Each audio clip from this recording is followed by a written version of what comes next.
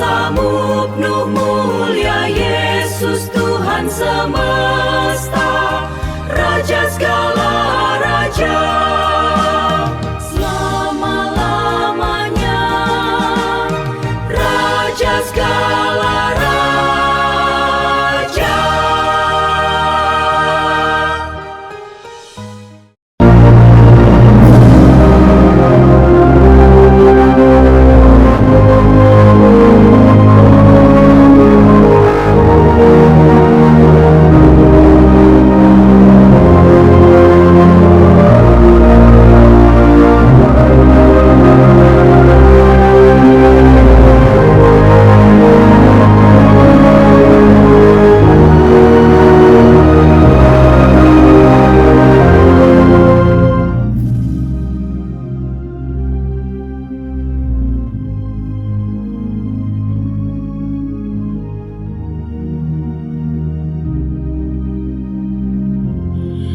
Bapa dalam kerajaan sorga, terima kasih pada hari ini kami dapat merenungkan firman Tuhan bertema dahsyatnya rahasia ilahi Yesus Kristus. Pada hari ini episode ke-13, yaitu kepala atas gereja-gerejanya. Urapilah hambamu yang akan menyampaikan renungan dan berkatilah juga setiap orang-orang yang mendengarkannya. Berikanlah kami roh hikmat, pengertian, takut akan Tuhan, konsentrasi terfokus hanyalah kepada Tuhan Yesus Kristus, agar berkat-berkat firman Tuhan yang akan kami terima dimeteraikan kuasa Roh Kudus untuk dapat bekerja berkarya nyata bahkan melampaui akal pikiran keterbatasan kami secara manusia. Terima kasih ya Bapa, terpujilah namamu. Dalam nama Tuhan Yesus, penebus dan juru selamat kami yang hidup dan yang kekal selamanya, kami sudah berdoa dan mengucap syukur. Haleluya, amin. Bagian ke-13, kepala atas gereja-gerejanya. Marilah kita mengenal Yesus Kristus sebagai kepala atas gereja-gerejanya.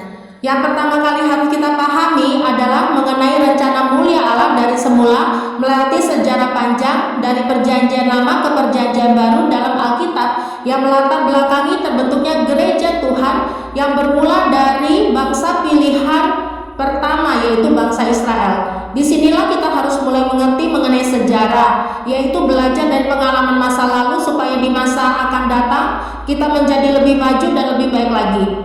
Pelajaran sejarah terbuka membuat kita menemukan banyak kebodohan-kebodohan manusia di masa lalu tertinggal jauh dengan kemajuan pada masa sekarang ini. Tetapi justru sejarah bisa menjadi guru yang baik sekali untuk kita siap memperbaiki diri menuju ke masa depan yang lebih cerah. Kisah manusia pertama Adam dan Hawa yang terjatuh ke dalam dosa berawal dari godaan ular si iblis supaya Hawa memakan buah terlarang. Hawa tergoda dan memakan buah terlarang itu dan memberikannya juga kepada Adam suaminya untuk memakannya, dan mereka terjatuh dalam dosa karena telah melanggar perintah Allah. Inilah awal sejarah Allah mengadakan permusuhan antara ular atau keturunan iblis dengan keturunan perempuan atau Hawa, di mana keturunan Hawa akan meremukkan kepala ular atau iblis, dan keturunan ular atau iblis akan meremukkan tumit keturunan Hawa.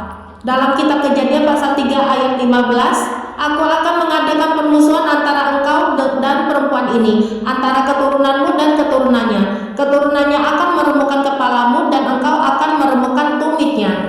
Allah kemudian melakukan pemisahan itu sesuai firman-Nya, yaitu keturunan perempuan atau Hawa berlawanan dengan keturunan ular atau iblis, sehingga pelajaran sejarah umat manusia dalam dunia ini hanya terbagi menjadi dua garis besar saja, yaitu manakah perjalanan umat manusia yang mengikuti jalan Allah yang memberikan kemenangan hidup sejati melalui Yesus Kristus, dan manakah umat manusia yang mengikuti jalan dunia gelap, yaitu jalan kehancuran total hidup manusia yang menjadi keturunan ular atau iblis menuju kebinasaan.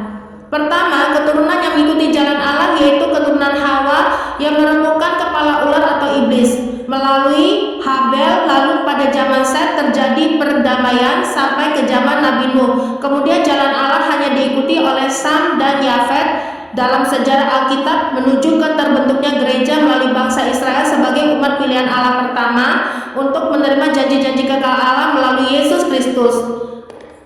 Kedua, keturunan yang mengikuti jalan dunia yaitu keturunan ular atau iblis yang menemukan tumit keturunan Hawa. Melalui Kain terjadi perdamaian, lalu jalan dunia diikuti oleh Ham dalam sejarah Alkitab menuju ke jalan dunia yang terkutuk atau serupa dunia yang berujung kebinasaan.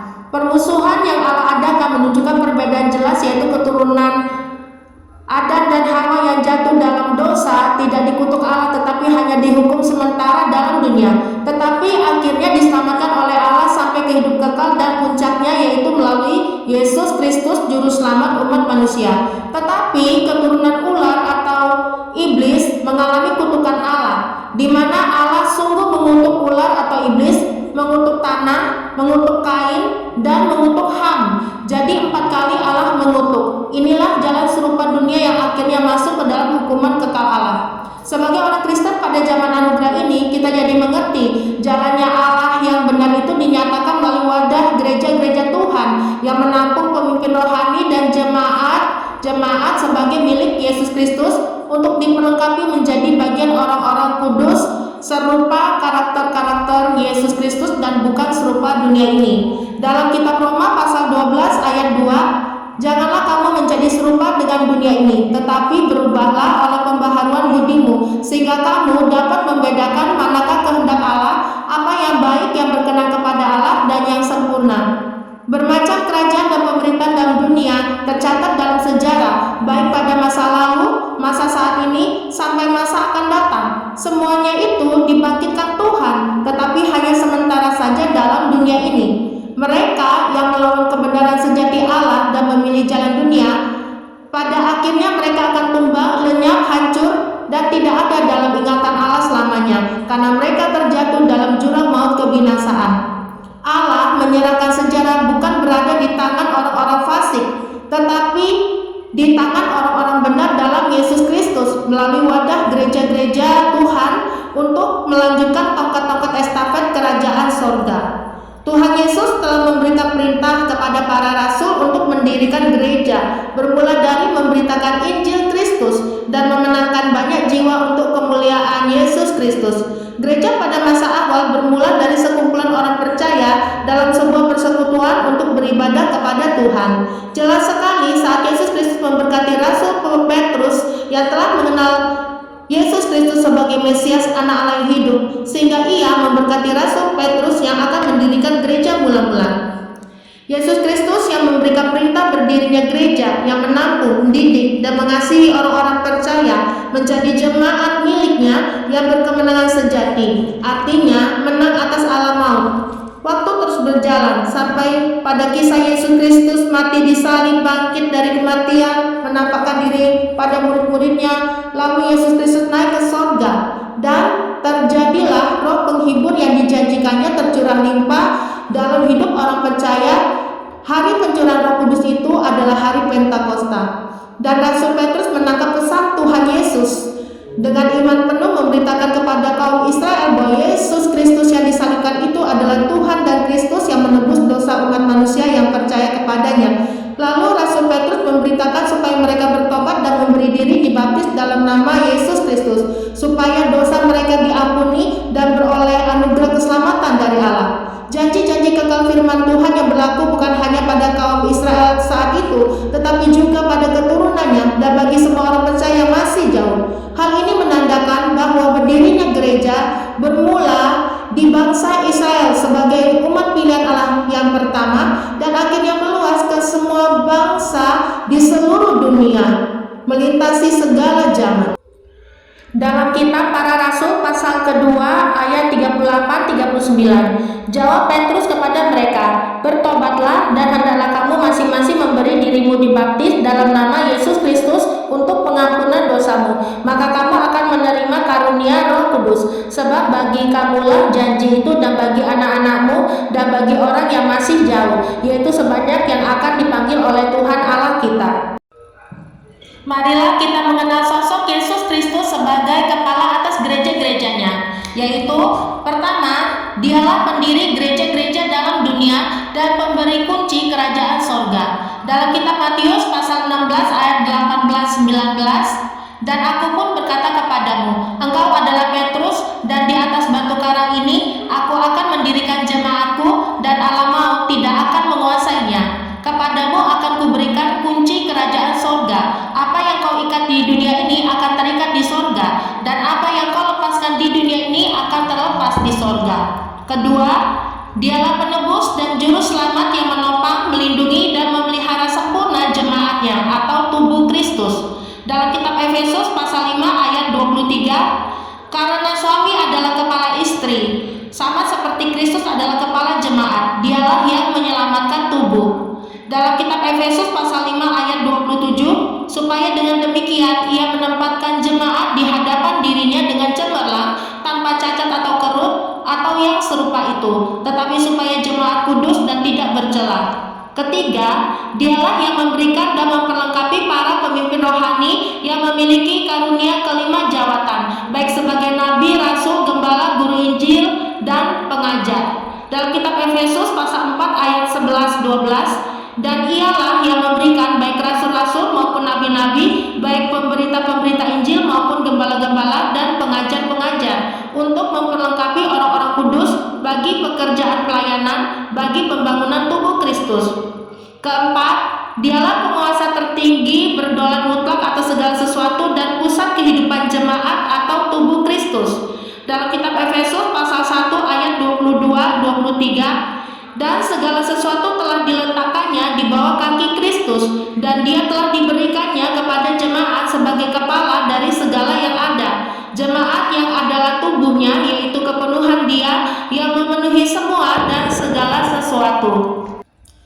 Jaminan keselamatan kekal yang diberikan Tuhan Yesus kepada gerejanya sudah dibuktikan kebenarannya di sepanjang sejarah gereja, dari gereja mula-mula dalam satu abad pertama sampai berkembang dengan kuat dan kokoh, melewati abad demi abad sampai masa sekarang, dan berkembang menjadi gereja-gereja interdenominasi milik Yesus Kristus yang tersebar ke semua bangsa di seluruh dunia. Meskipun dari berbagai interdenominasi gereja, namun satu sama lain saling melengkapi dan tersusun rapi menjadi satu tubuh Kristus, di mana gereja-gereja adalah jemaatnya dan Yesus Kristus adalah kepala atas gereja-gerejanya.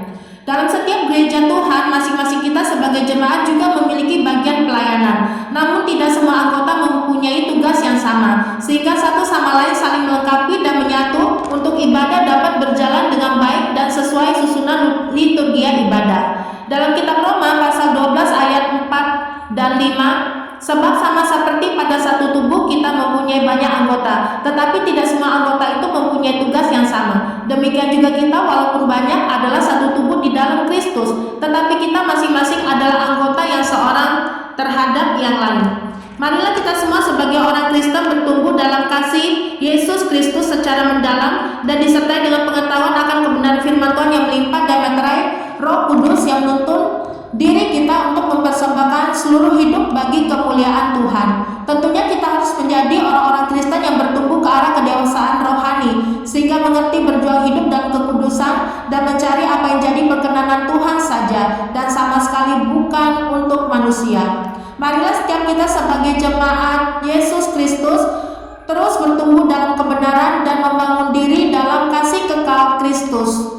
Kasih karunia Tuhan Yesus menyertai kita semuanya. Amin. Dalam kitab Kolose pasal 1 ayat 18, ialah kepala tubuh, yaitu jemaat, ialah yang sulung, yang pertama bangkit dari antara orang mati, sehingga ia yang lebih utama dalam segala sesuatu. Dalam kitab Efesus pasal 4 ayat 15-16, tetapi dengan teguh berpegang kepada kebenaran, di dalam kasih kita bertumbuh di dalam segala hal ke arah Dia, Kristus yang adalah kepala. Daripadanya lah seluruh tubuh yang rapi tersusun dan diikat menjadi satu oleh pelayanan semua bagiannya, sesuai dengan kadar pekerjaan tiap-tiap anggota menerima pertumbuhannya dan membangun dirinya dalam kasih. Demikianlah renungan firman Tuhan